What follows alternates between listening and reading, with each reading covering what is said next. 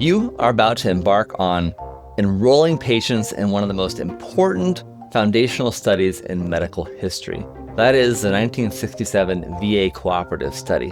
This is the first wide-scale placebo randomized controlled trial giving a blood pressure medication to lower patients' blood pressure with asymptomatic hypertension versus placebo.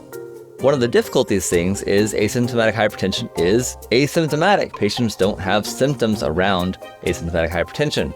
And one of the big concerns about enrolling in this study was, will patients be compliant with taking a daily pill? So how do they test for this? Well, they were actually a pretty interesting little thing that was done. Each potential enrollment was given riboflavin B2 pill daily for a few consecutive days. Then on consecutive visits, they had their urine tested. And what did they find? If riboflavin was taken by the patient, their urine would fluoresce. And it had to fluoresce on 2 separate encounters. And if that happened over multiple days, the patient would then be allowed to be randomized into the placebo or the pharmaceutical arm of the study.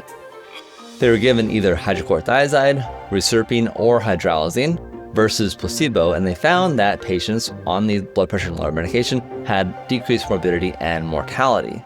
So the pretty clever way of actually kind of testing for compliance in patients was giving them this pill, asking them to take it daily, and then testing with the fluorescence in the urine to make sure they were actually taking that pill before they were enrolled. And again, in one of the most important studies in the history of medicine, demonstrating that lowering blood pressure in patients with asymptomatic hypertension was safe and effective in reducing the risk of cardiovascular disease and stroke. And it completely changed medicine. And now blood pressure, of course, is a vital, right? We check it often in patients.